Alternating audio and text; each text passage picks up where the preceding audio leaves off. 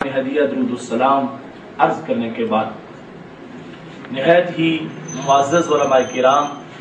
معزز شرکاء حضرات اور محتشم منتظمین مناظرہ، رب ذوالجلال کے فضل اور توفیق سے آج اہل حق اہل سنت و جماعت کی تاریخ کا ایک بڑا درخشاں دن ہے، جس میں خالق کائنات جل جلالہ نے باطل پرستوں کے مقابلے میں ہمیں واضح طور پر فتح عطا فرمائی اور آج دل باغ باغ ہو رہا ہے اور مجھے یاد آ رہا ہے کہ حافظ الحدیث حضرت پیر سید محمد جلال الدین شاہ صاحب رحمہ اللہ تعالی کی تربیت اور ان کے فیض کا یہ اثر ہے کہ خالق کائنات جل جلالہ نے ہمیں آج کی یہ عظیم خوشی عطا فرمائی۔ اس پروگرام میں ہمارے ساتھ صدر مناظرہ کی حیثیت سے ہمارے بڑے عمدہ مناظر اور بہت بڑے محقق حضرت علامہ پروفیسر محمد انوار حنفی صاحب زیدہ مجدہ بھی جلوہ گر ہوئے، ہم ان کا شکریہ بھی ادا کرتے ہیں۔ اور پھر معاون کے طور پر میرے برادر اصغر اور جامعہ جلالیہ رضویہ مظہر الاسلام داروغہ والا لاہور کے فاضل اور مدرس حضرت مولانا محمد عابد جلالی صاحب نے بطور معاون خاص شرکت کی، اور ان کے ساتھ ہمارے جامعہ کے فاضل اور جامعہ میں مدرس مولانا محمد اعظم اشرفی صاحب اور مولانا محمد عبدالکریم جلالی صاحب، ان حضرات نے بھی شرکت کی۔ دیگر علماء کرام کے تذکرہ سے پہلے میں یہ اللہ کا شکر بھی ادا کرتا ہوں کہ جس وقت ہم آمنے سامنے بیٹھے تو میں نے دیکھا کہ کئی سفید ریش اور سفید ریچھ جب سامنے آئے تو میں نے رب کا شکر ادا کیا کہ اللہ نے اہل سنت کو کیسی بہار دی ہے کہ یہ نوجوان نکلے حق کا جھنڈا لے کر، اور انشاءاللہ ان کے سامنے جن کی زندگیاں شرک کے جھوٹے فتوے لگاتے گزر گئی ہیں، اللہ نے ان بوڑھوں کے مقابلے میں ان نوجوان شیروں کو فتح، اور اس سے ہمیں اپنا مستقبل بالکل تابناک نظر آ رہا ہے کہ حضرت امام احمد رضا فاضل بریلوی اور حضرت قائد الامت حضرت فضل خیر آبادی رحمۃ اللہ علیہ کے بیٹے انشاءاللہ جس میدان میں بھی اتریں گے، اللہ تبارک و تعالیٰ کے فضل سے اپنی صلاحیتوں کا لوہا منواتے جائیں۔ آج کے اس ہمارے پرنور موقع پر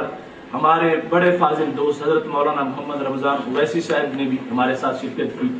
اور حضرت علامہ مولانا غلام مرتضیٰ ساکی صاحب جو خود مناظرہ بھی کرتے رہتے ہیں وہ بھی تشریف لائے۔ لاہور سے حضرت علامہ مولانا محمد نواز جلالی صاحب بھی جلوہ گر ہوئے، اور سیالکوٹ سے مناظر اسلام حضرت مولانا محمد ضیاء اللہ قادری صاحب کے صاحبزادہ محمد حامد ضیاء صاحب بھی تشریف فرما ہوئے۔ اس کے علاوہ بھی بڑے علماء کرام اور معاونین، اور بالخصوص ہمارے جن حضرات نے اس میں کوشش کی اور اس پروگرام کے لیے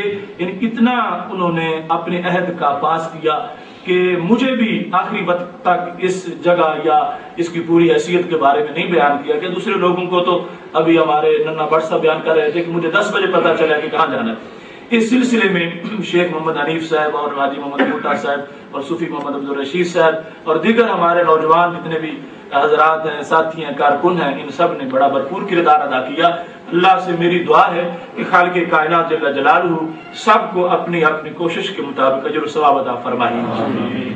یہ مناظرہ ہمارے لیے بار بار ان کی طرف سے پیغام تھا، ہماری مسجد میں وہ لوگ بار بار آئے اور بالآخر میں نے ان کو یہ دعویٰ لکھ کر دیا، اور پھر 9 دسمبر 2005 کو رات کے وقت رات 9 بجے کے قریب اس کی 4 گھنٹے تک شرائط طے کی گئی۔ بندہ ناچیز نے اس دن جمعہ کے بعد 2 جگہ خطاب بھی کیا ہوا تھا۔ اللہ کا یہ خصوصی کرم ہے کہ وہ شرائط طے کرنے والا 2 بار اٹھ کے اس دن بھی ٹائلٹ میں پہنچا، اور میں نے 4 گھنٹے مسلسل جس بات کو اس نے 4 گھنٹے نہ ماننے کی کوشش کی، اللہ کے فضل سے میں نے آخری لمحے منوا لیا، اور یہی وجہ ہے کہ وہ ان کے لیے درد سار بنی ہوئی ہے، اور آج ہی نہیں قیامت تک کے لیے، بلکہ جب بھی کوئی نجس سے اٹھا کے لے آئیں ہم ان شرائط کے مطابق جہاں چاہیں گے ان کے ساتھ مناظرہ کے لیے تیار رہیں۔ نعرہ تکبیر، نعرہ رسالت، عظمت و شان مصطفیٰ، حسب محب حق اہل سنت و جماعت، علامہ ڈاکٹر صاحب۔ تو یہ خالق کائنات جل جلالہ کا خصوصی فضل و کرم ہے، اگرچہ بہت زیادہ مصروفیات تھی، لیکن میں نے صرف اس لیے کہ اگر احقاق حق کے لیے ہمارے پاس کچھ دوست آئے ہیں، اگرچہ ان سے میری پہلی کوئی ملاقات ہی نہیں تھی، انہی کے بندے تھے، لیکن میں نے حامی بھر لی اور پھر اس کے بعد مسلسل 1 انچ بھی ہم اپنے موقف سے نہ پیچھے ہٹے ہیں اور نہ ہی اس میں کسی طرح کی اپنے طرف سے ہم نے معذرت کا اظہار کیا ہے، اور رب ذوالجلال کے فضل سے آج ہم اپنے یعنی کئی دنوں کی تیاری کے بعد ہر کتاب پر اس طرح نوٹ لگا کے نشانیاں لگا کے پوری طرح ہم پہنچے ہیں۔ اور یہ مجھے پہلے پتا تھا کہ جو بندہ شرائط میں اتنی بار پھسلا ہے کہ جس کو ان مناظرہ کی اب جد کبھی پتہ نہیں ہے کہ وہ مناظرہ کیسے کرے گا، لیکن وہ اس پر مصر تھا کہ میں کر لوں گا۔ اس دن میرے سامنے انہوں نے بار بار اس بات پہ اصرار کیا کہ میں کروں گا، یہ کروں گا، وہ کروں گا، اور 5 چیزیں آج بھی کیسٹ سے ملاحظہ کی جا سکتی ہیں۔ اگر وہ مناظرہ کرتے تو وہ 5 چیزیں کیسٹ کے اندر جو موجود ہے وہ بھی ان کے لیے درد سر بن جاتی، اور جس اپنی امید پر وہ آئے تھے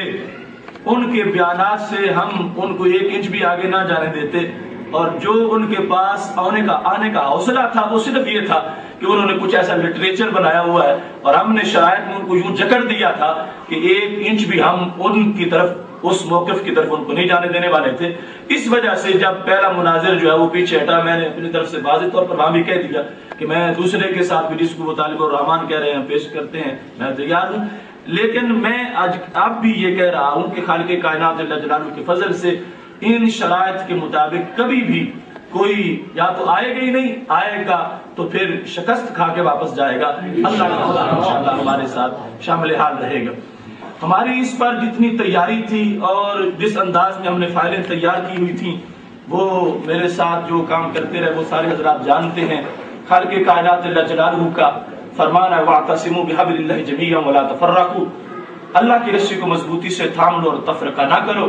ہم ہر وقت امن کا پیغام دینے والے ہیں، صلح کا پیغام دینے والے ہیں، مگر جو شر پھیلائے اور اللہ کی بارگاہ میں گستاخی کرے اور نبی اکرم صلی اللہ علیہ وسلم کی ذات پر تنقید کرے اور یا امت کے بارے میں زبان درازی کرے،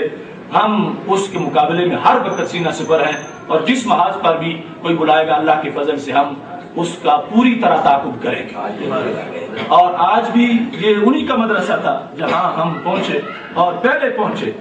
اور اس انداز میں ہم نے سب کچھ دیکھا، اگرچہ بہت سے ایسے لوگ خدشات پیش کر رہے تھے، مگر یہ جان دی ہوئی اللہ کی ہے، اسی کے لیے کرنا ہے، اور جب تک اس کو منظور ہے یہ کرتے رہنا ہے۔ اور انشاءاللہ ہمارے تو بزرگوں کا یہ ہمارے لیے پیغام ہے، وہ حضرت قائد حریت امام فضل خیر آبادی ہوں، یا حضرت شاہ عبدالحق محدث دہلوی رحمۃ اللہ علیہ ہوں، یا حضرت مجدد الفسانی رحمۃ اللہ علیہ ہوں، یا حضرت امام محمد رضا خان فاضل بریلوی رحمۃ اللہ علیہ ہوں، یا حضرت امام شاہ نورانی رحمۃ اللہ علیہ، ہم ان کے دیے ہوئے اس مشن پہ قائم ہیں کہ پگھل جانا تو آتا ہے، پھسل جانا نہیں آتا، ظلم کے خوف سے باطل سے مل جانا نہیں آتا، ہنس کے زخم کھا لیں گے جفا کے اپنے سینے میں، مگر راہ وفا سے قدم ہل جانا نہیں آتا۔ پتہ ہے کربلائے وقت میں کتنے یزیدی ہیں، محاذ رزم سے لیکن نکل جانا نہیں آتا۔ انشاءاللہ آخری سانس تک اس پر پہرا دیا جائے گا، اور قرآن مجید کی جو میں نے آیت کریمہ پڑھی ہم اس کے عمل پیرا ہیں۔